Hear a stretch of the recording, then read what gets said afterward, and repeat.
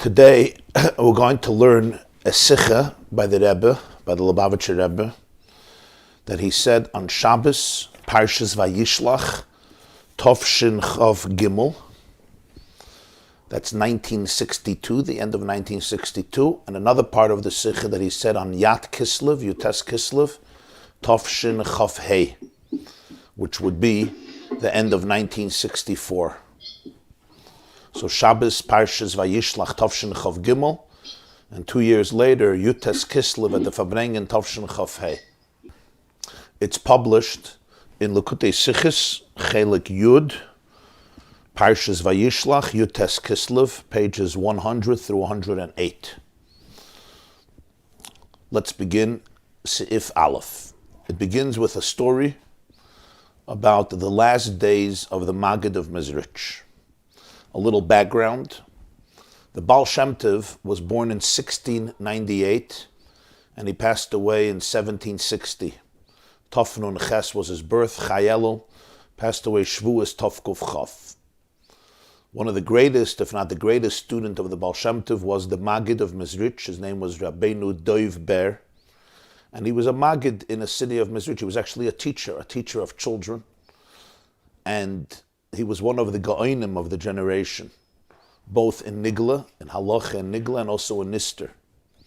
He came to the Baal Shem Tov in the last years of the Baal Shem Tov, the whole story how he came, but he became one of his greatest disciples, and when the Baal Shem Tov passed away, Shvuas 1760, 1 year later, the Baal Shem Tov's son Reb Tzvi gave over the mantle of leadership to Reb Doiv Ber, who's known till today as the Maggid, or the Mezricher Maggid, or in some Hasidic communities they call him the Rebbe Ber.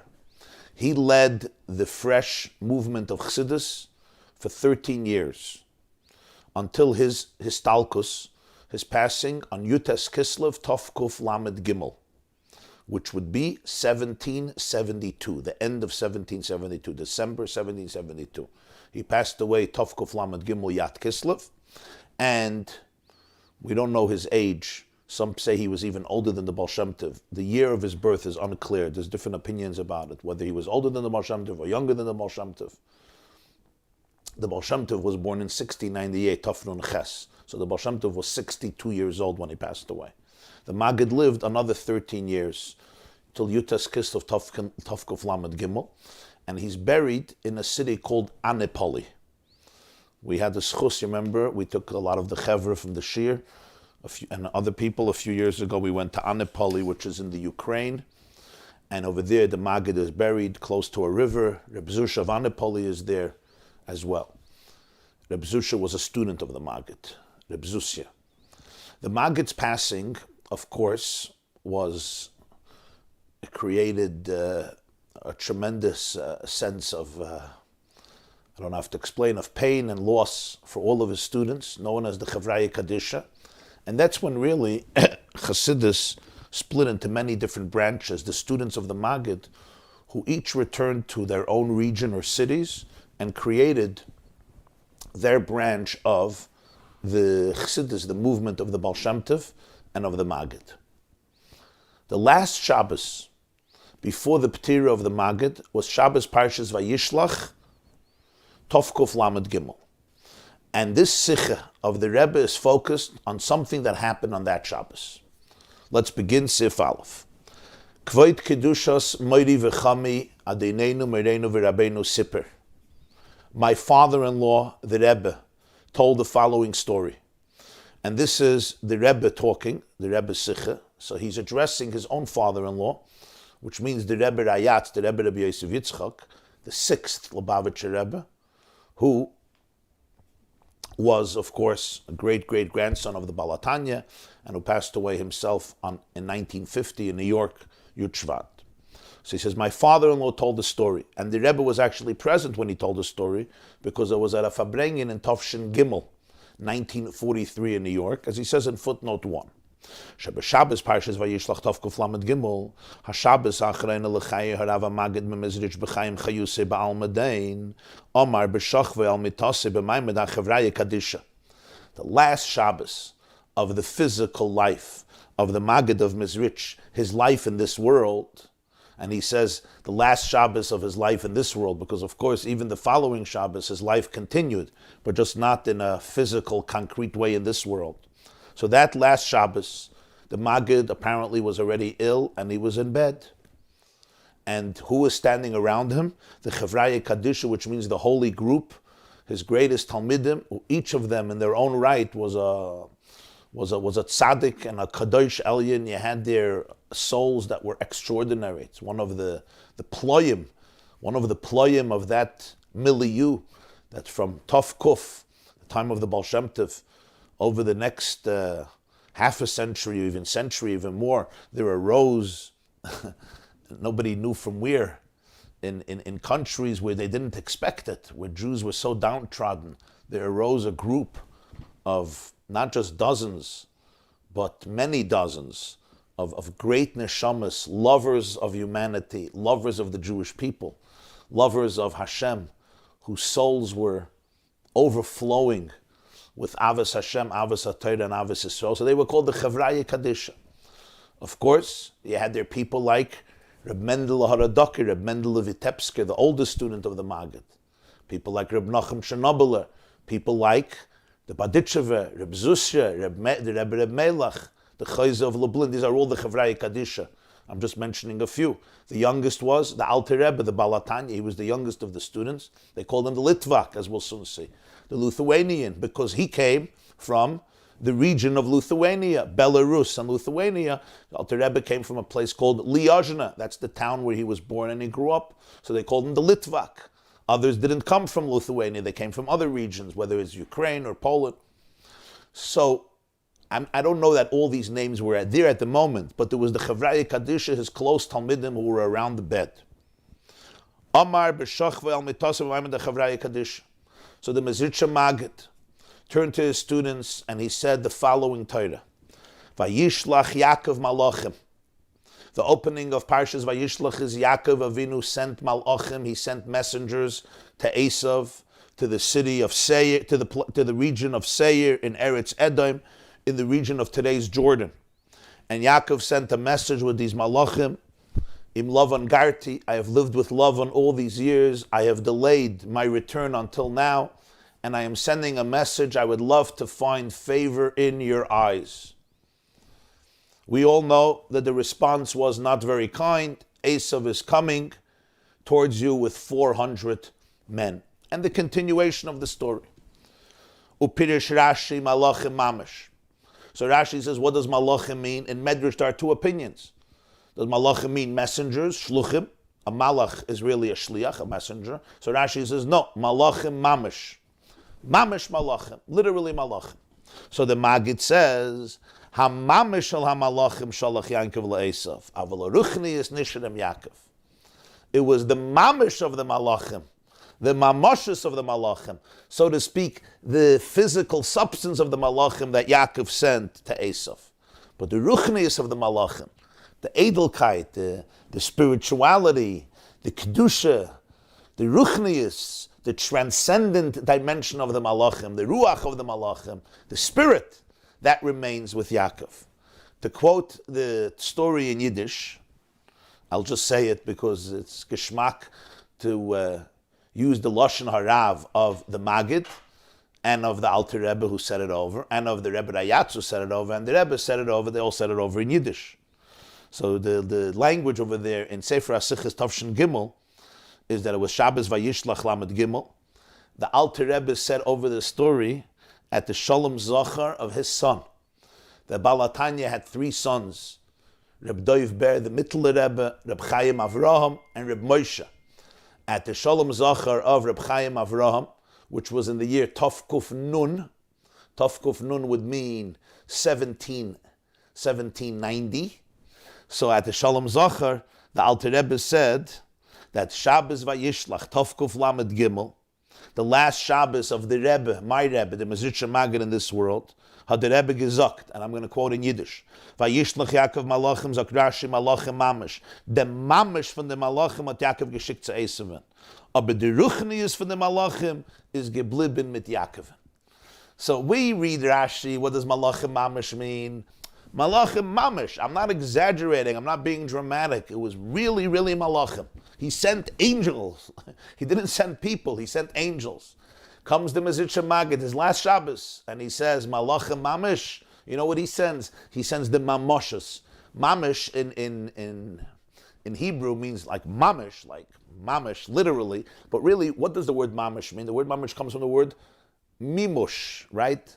Chush, like lemamish, to touch, something that you can touch, a substance that you can feel, that you can detect with your hands, that you can touch. So he says, the mamoshes of the malachim, the mamish of the malachim, that's what he sent to Esav. The ruchnius of the malachim, that you don't send to Esav. That he kept with him. That's the word of the Maggid. The heißt the word for Maggid. Huh? the mamoshes, that he sent to Esav. The mamosh, that, yeah. But the ruchnius of the malachim, they didn't go anywhere. That was the Maggid's Torah.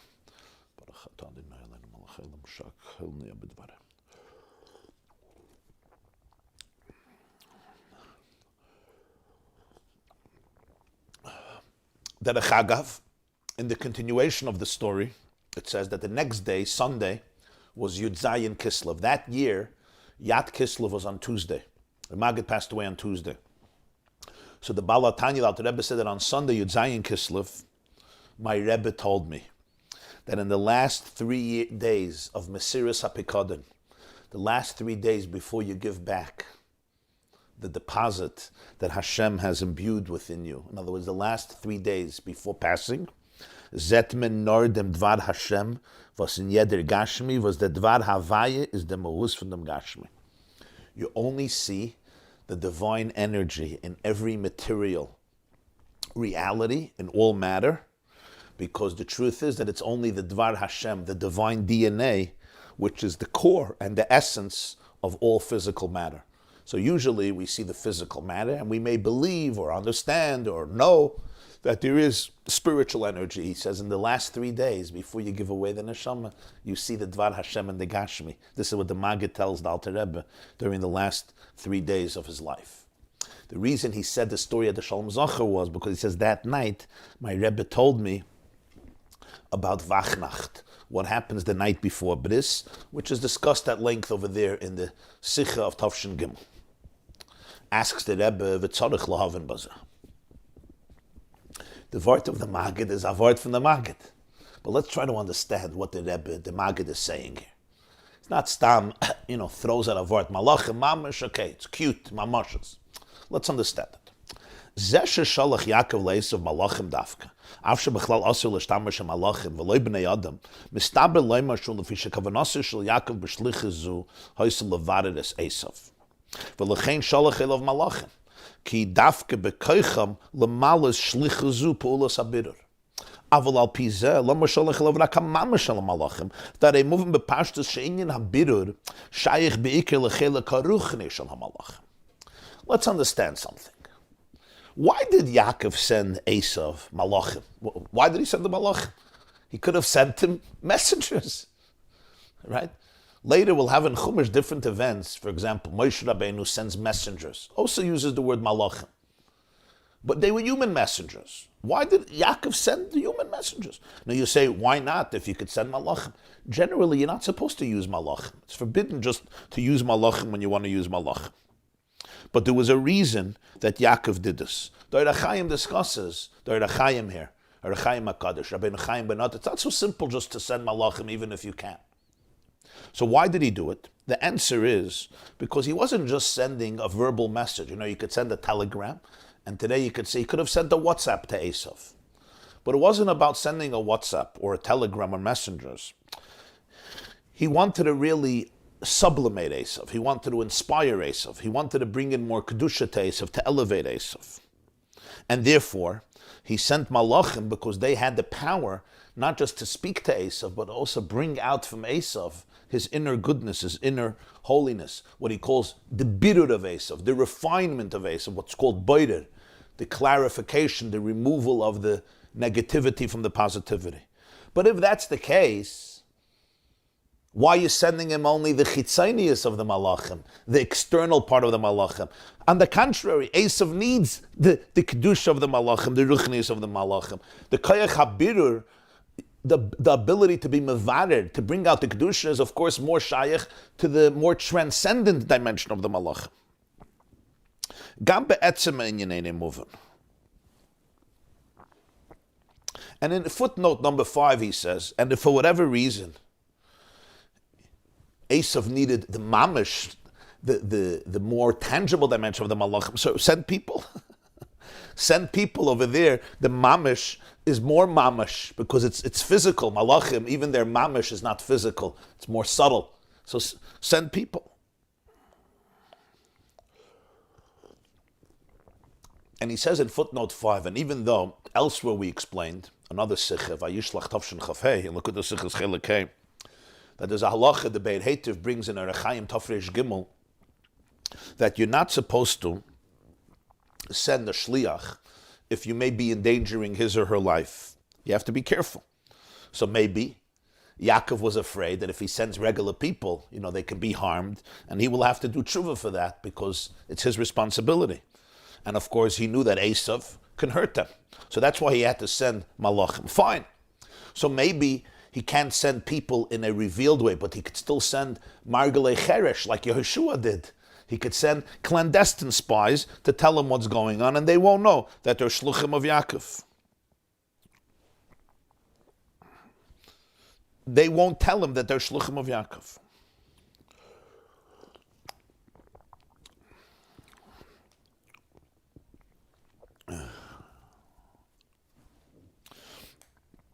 I'll say he needed them to tell Esav about Yaakov coming back from Lavan.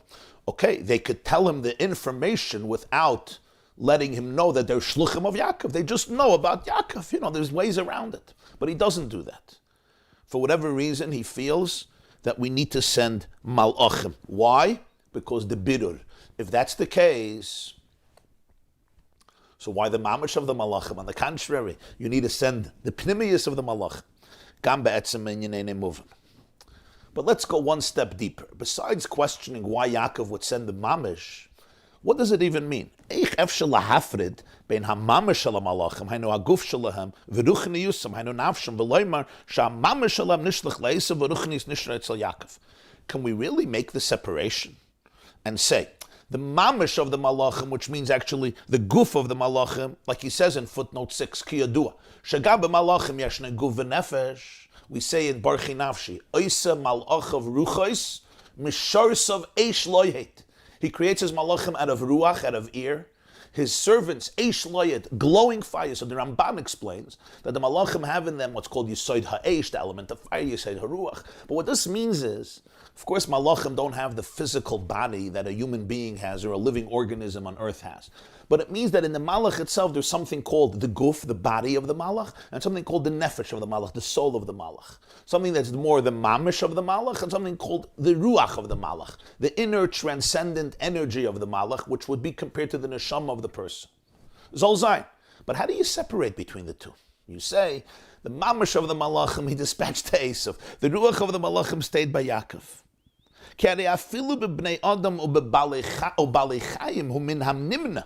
Even by people and by animals, living organisms on earth, it's impossible. Min hanimna means it's not feasible. It's not possible. Shahaguf yaseh ezedav b'koyach bli hanefesh shaboy sheileu tafel batel b'chol mitzuyos. It's not possible that the body should function on its own and do anything without the soul. Because the body is completely subservient to the soul. The body is a conduit for the soul. The body is the physical conduit and facilitator of the soul. The soul is the electricity, the biochemical energy, the consciousness, the soul, the mind of the body that vivifies it, that gives it vitality and animation. You can't separate between the two and say, okay, do this with your guf, without your neshama. Certainly it's so by angels. If it's even true by animals, you can't separate the soul from the body. The moment you separate the soul from the body is a corpse. So what does the Maggid really mean? Again, it sounds like He sends the mamish of the malachim, but the ruach stays with him. Can you make that separation? Gam tzarech lahavin. Now you might be thinking, the Maggid says a word. What do you? Why is the Rebbe analyzing it so heavily? But the truth is, very often, especially in the world of Chassidim, there's what's called Chassidische Vayishlach. It's a word, somebody throws out a word from this Rebbe, from that Rebbe, from that Tzaddik. So sometimes you can hear a richness, a beauty in it, but the Rebbe was a Chabad Chassid, so every word he wanted to internalize. And in order to internalize it, you have to really get it. In order to really get it, you have to dissect it. Not dissect it in order to lose its flavor, but to dissect it in order to really breathe it in, to be toifus. What the Maggid is saying. The Maggid wasn't just saying Vayishlach to amuse his students, especially the last Shabbos before he passed away. Gam tzarech lahavin. There's also another point to understand. Mipashtus pirusha shel Rashi malachim mamash nida shekavanasi lishlul hapirusha sholach shluchim basavadam. Whenever you say a taich in a pasuk or in Rashi and a Maimon Chazal, you can't be negating the entire message that they want to say. But that's what's happening here, at least at first glance. What's the point of Rashi when he says malachim mamash? When you read the Rashi, Vayishlach Yaakov malachim mamash, what's Rashi trying to say? Apparently Rashi is trying to negate the interpretation that he sent human shluchim. In Medrash Rabbah, Bereishis Rabbah, Parsha Ayin Hey, there are two opposite opinions, differing opinions, if it was shluchim or malach. So Rashi is choosing one point of view, like he says in footnote number 7. Dahainu shebetevas mamash areyu madgish shahayu malachim mamash. V'loi metzias acheres, ubemele b'chol u'muhusa v'inyanim shel b'chinas malach.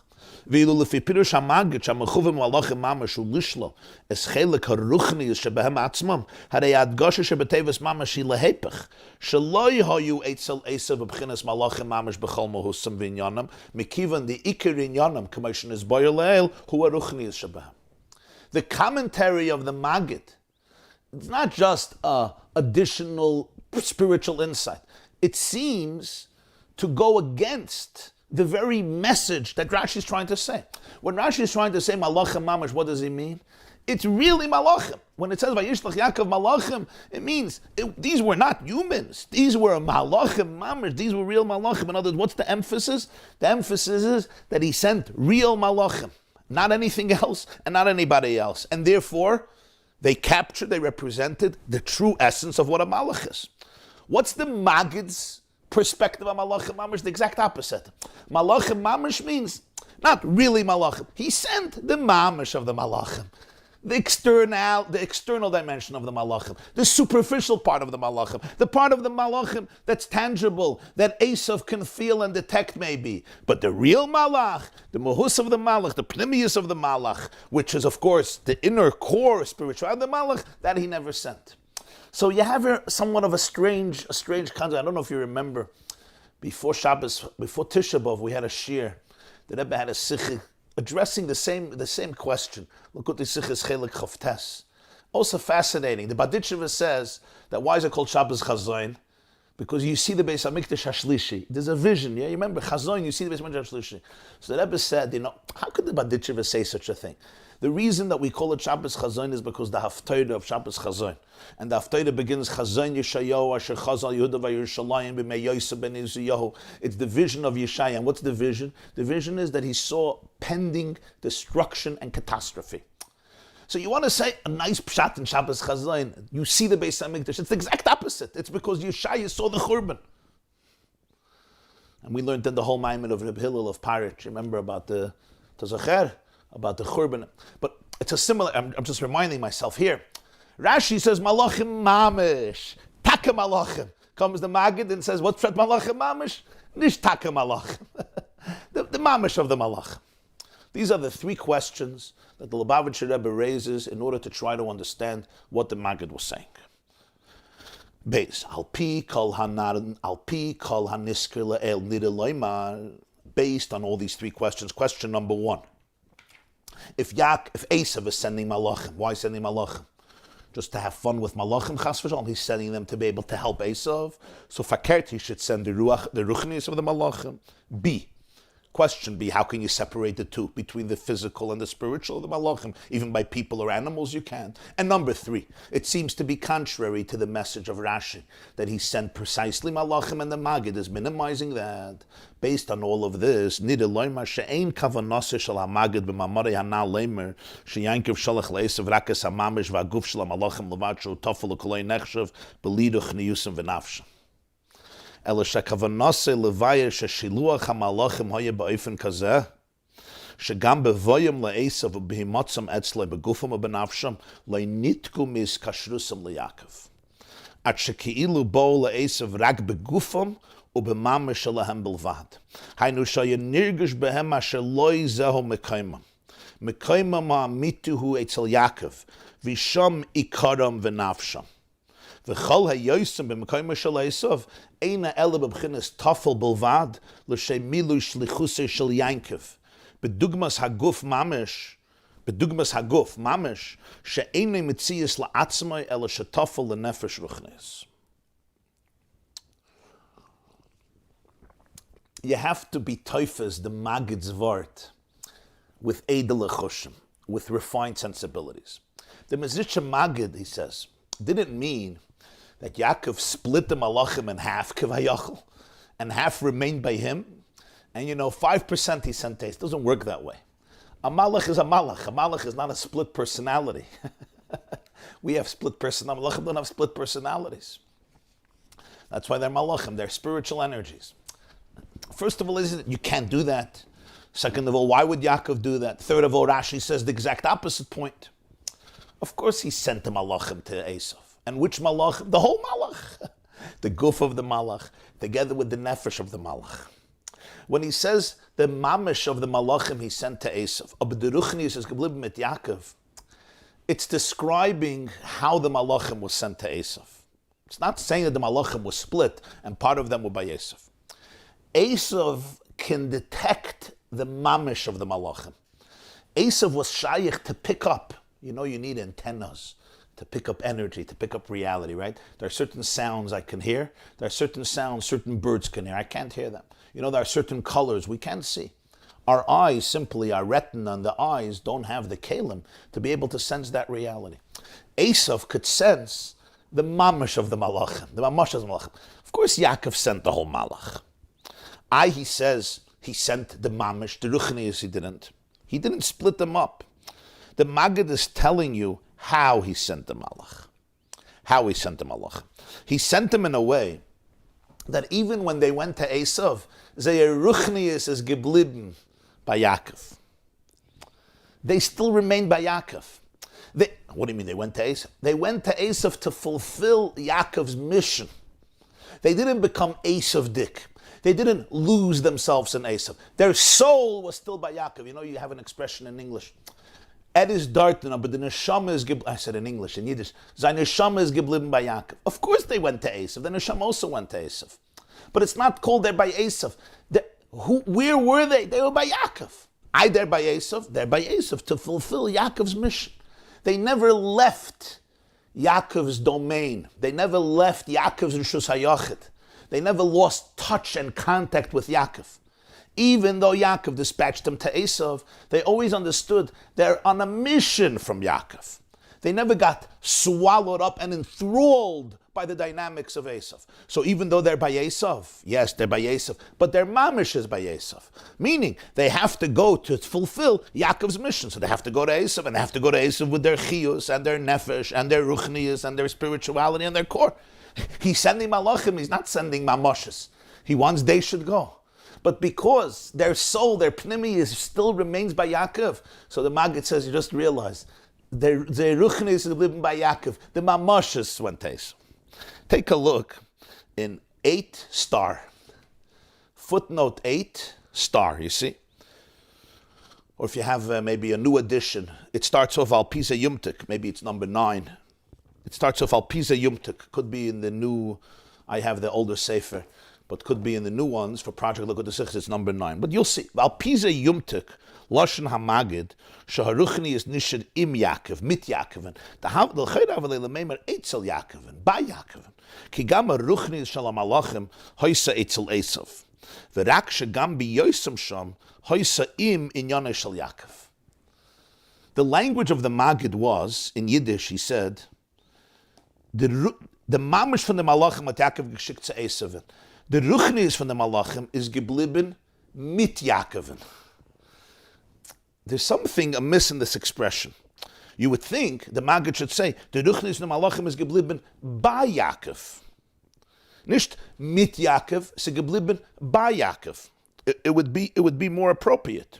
In other words, the mamish of the Malachim was by Esav, and the Ruchnis of the Malachim remained by, like we'll say in English, it remained not with Yaakov, it remained by Yaakov. Yeah, that's not what the Maggid says. He says the Ruchnis Malachim is geblieben mit Yaakovin. You see why? Because it wasn't by Yaakov. Everything was by Esav. The Ruchnis was, you can't split a Malach. Everything was by Esav. It's not by Yaakov, it's by Esav. The Ruchnis the Malachim is geblieben mit Yaakov, nicht by Yaakov, mit Yaakov. In other words, even when they were by Esav, they were still together with Yaakov. That's what he says. Shegam b'yosham hoysa im Yaakov. Their neshama remained by Yaakov. They never left Yaakov. You have sometimes you send a country sends out an ambassador to a foreign country. They plant a flag of their original country in their home. They make sure to teach their children the language of the country where they come from. And every day, they make sure to maintain traditions that tell the children, we're here as ambassadors of that country. We're not natives, we're not citizens. Because one day they want to come back to that country. In other words, they maintain a very distinct identity, even when they are in a foreign land. Physically they're there, and they have to go to those schools, and they have to be part of the culture, and they have to shop in their markets, and drive their cars, and use their gas stations, and converse with the people there, and learn the language. Emes, als emes. But where's their soul? Where's their passion? Where's their core? Where's their loyalty? What does Avraham Avinu tell Bnei Ches? Geir v'soyshav anoichi imachem. What does Rashi say? I'm a ger, but I became a citizen. Then Rashi says, Im tirtzu hareini ger, tirtzu hareini soyshav. There's another pshat. Ger v'soyshav. I'm a toyshav. I live here, but I'm a ger. I come from somewhere else. Avrama Ivri. Hu me'ever echad v'chalo elam kule me'ever sheni. I'm here, but my soul is not stuck here. My soul is somewhere else. Shliach of Yaakov Avinu. Shluch Yishlodem K'moisai.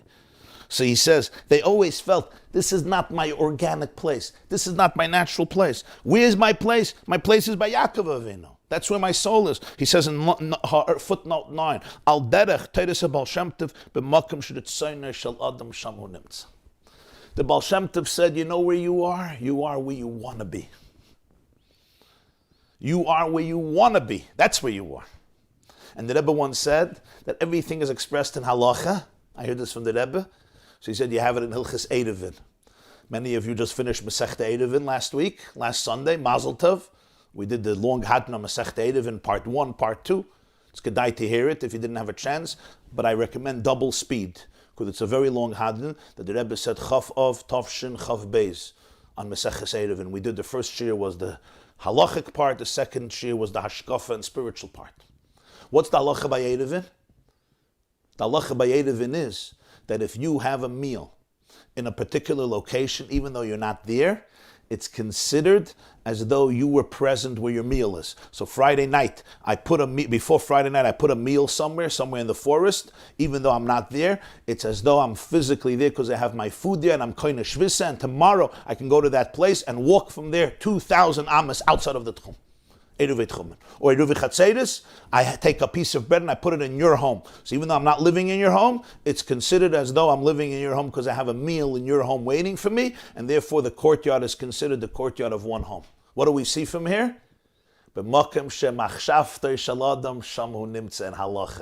Because a person follows the food, we all know that, we follow the food,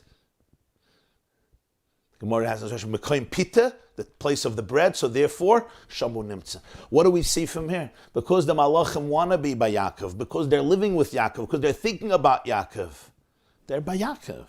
Their soul is by Yaakov. My body is by Esav. My soul is also by Esav, but it's still by Yaakov. Or I should say it's still with Yaakov. Not by Yaakov, but it's still with Yaakov. They're by Esav. He says, that's because they have to fulfill a shlichus. They're not swallowed up by it. They have to fulfill a shlichus. And that's really what it means, that their guf was by Esav. The whole concept of a guf is a facilitator for the nefesh. In other words, they're there by Esav in order to fulfill the mission of Yaakov. Your teifus. That's what the Maggid means. The mamish is by Esav. The ruchnis is geblieben mit Yaakov, even when it was by Esav. Val pize yuven, asher loizu belvad, shepirush ha-Maggid, bahadgoshas tevas mamish, einoi soise lepirush ha-poshet shabadgoshas tevas zu, ela adarab, hu mevara yom avhirei, ki yevshari yesheyesh b'malachim mamash, lifel birur be'esav tachlis hagashmis v'chumriyas, hu davke kashanavsham ruchniyusam dvuko kshura b'Yaakov, ve'ena mishtanes gam kshem nimtzayim eitzel Esav. V'nimtza eifoi, shepirusha shel ha-Maggid sherak ha-mamash shalach Yaakov le'esav madgish oid yosel es pirusha ha-poshet shel tevas mamash, sheshalach es ha-malachim ba'ofen shahayu v'nisharu malachim mamash. According to this, all the questions are answered. Why did he send the mamish? He sent the ruchnius also. How can you separate? He didn't separate the two. Why is the Maggid saying and emphasizing a point that's opposite of Rashi? Now it's answered. Not only does the Maggid explain mamish in a way that undermines the literal interpretation, no. The point of Chassidus is never to give a pshetel that is contrary to the soul and the real meaning. The point of the Maggid was to actually explain the neshama of what Rashi is saying. What's the point of Malachim Mamish?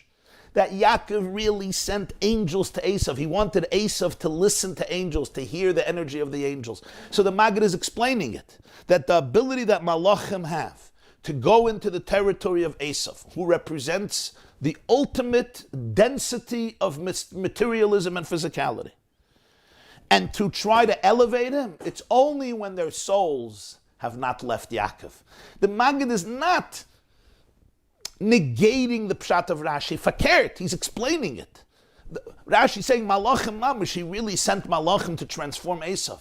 The ability for Malachim to go into such a place and not only not get lost spiritually, but on the contrary, try to impact and transform and metamorphosize Esav, it's only if they do not get affected by the reality of Esav.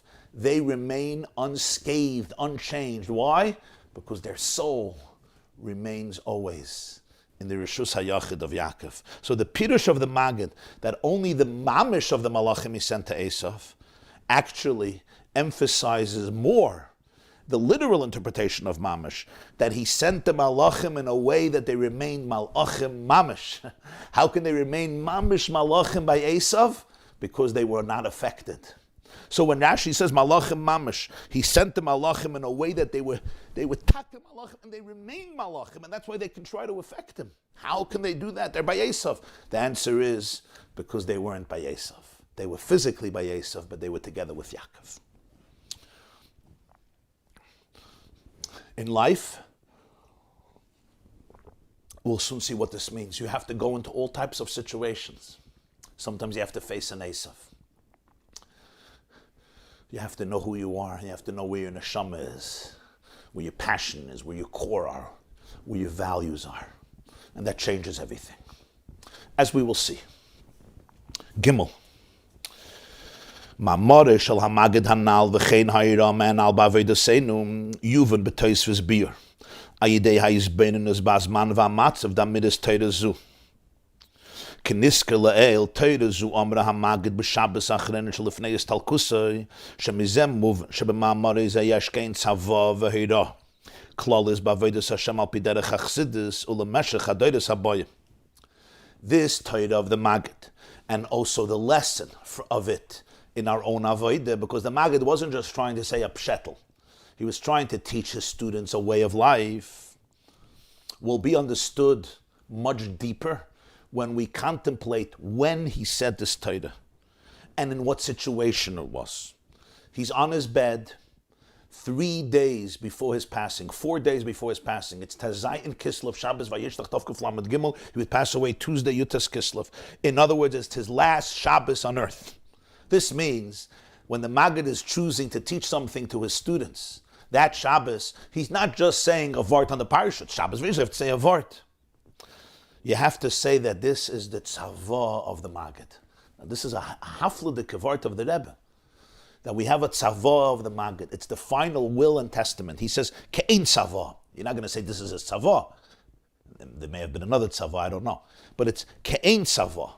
It was like a final message, a general lesson that he was teaching his students about serving Hashem according to the path of Chassidus for their generation and for future generations, because of course his main objective was to create students who will create students for future generations.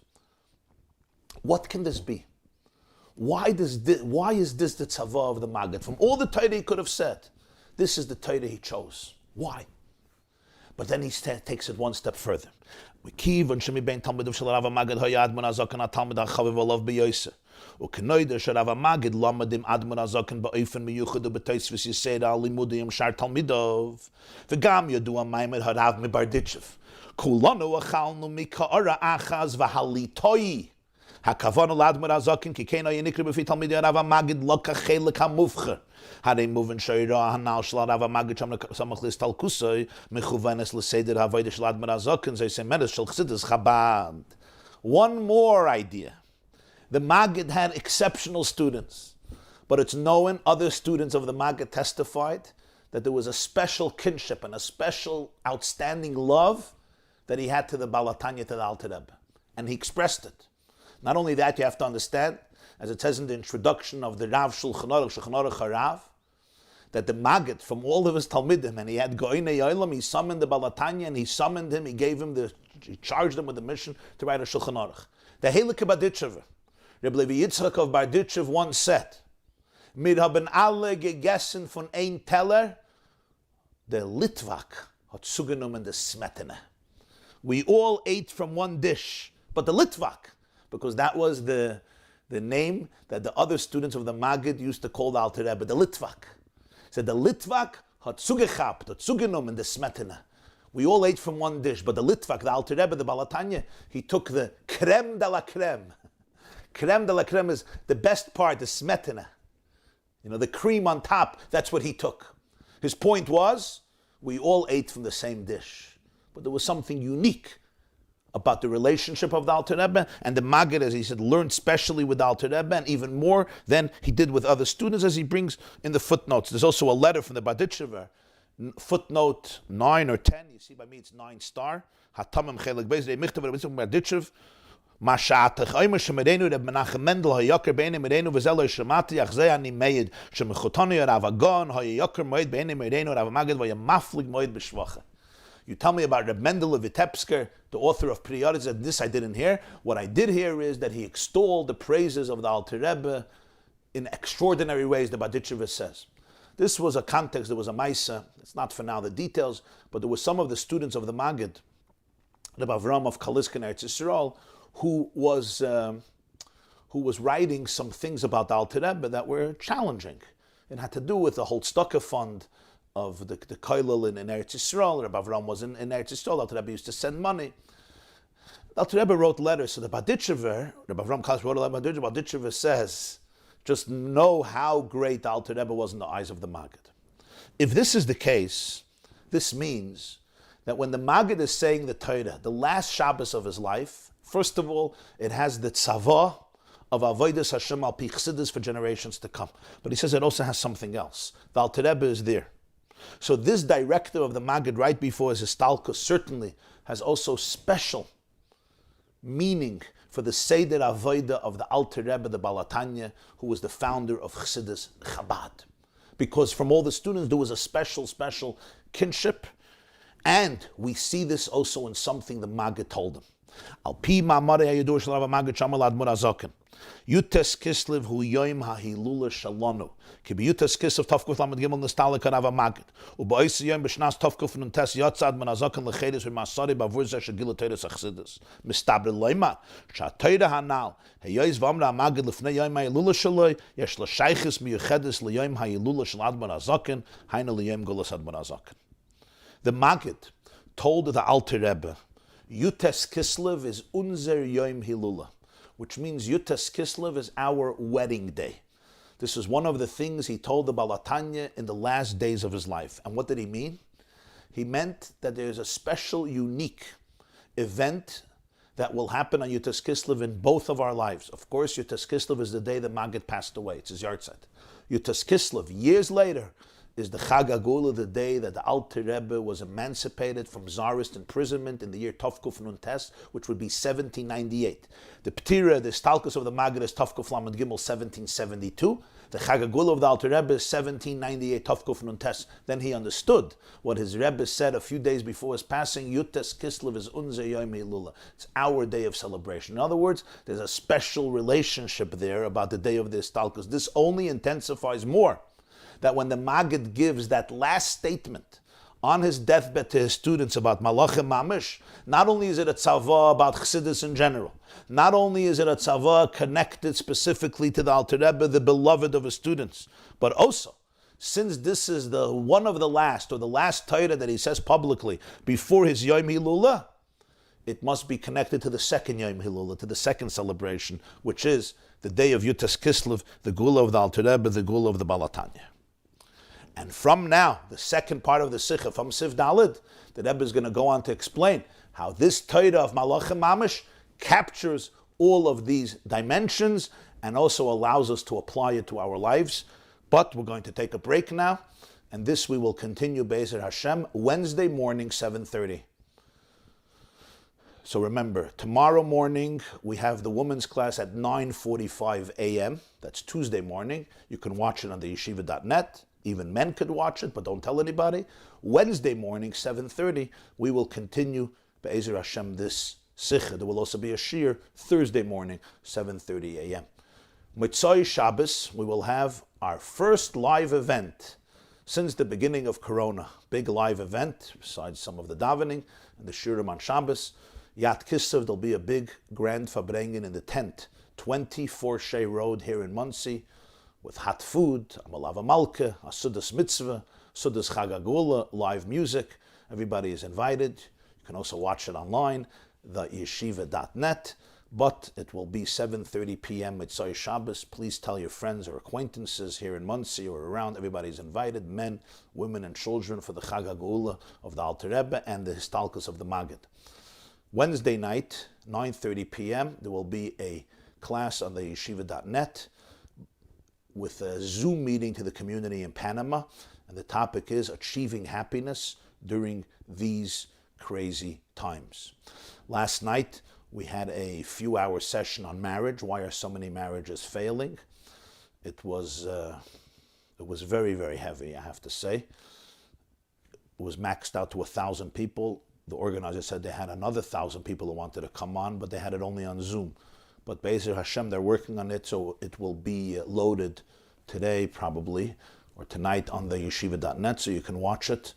Very, very powerful stuff to hear the questions and feedback and honest communication of people. It was very powerful. Okay, I'm going to take some questions now. And remember, this Shir, this Sicha, we're going to continue Wednesday, 7:30 a.m. Eastern Time, right here on the yeshiva.net. Everybody is invited. Let's go to the questions.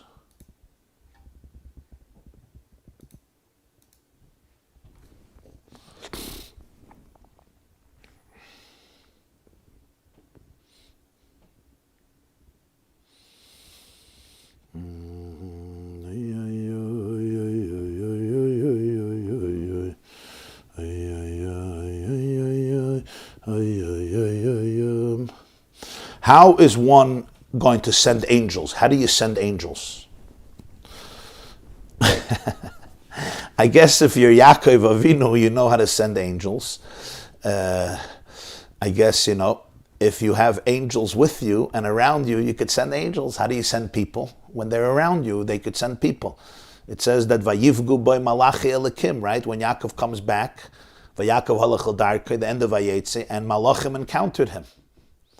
On the way to Charan, he has a dream of angels going up and going down on the ladder. On the way back, the angels encounter him. So when somebody is hanging out with malachim, he could send malachim. I should add that the Rambam says in Moreh Nevuchim that we are all sending out angels, because angels is also a metaphor for our emotions and our mental energy and our emotional energy.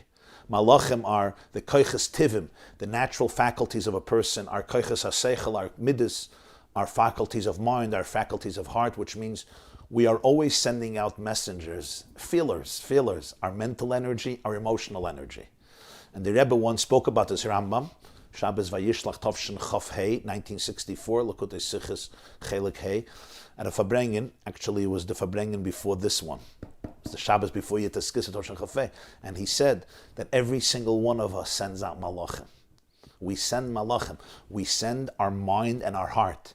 We all send out emotional energy and mental energy to check out every situation, right? And they come back to report.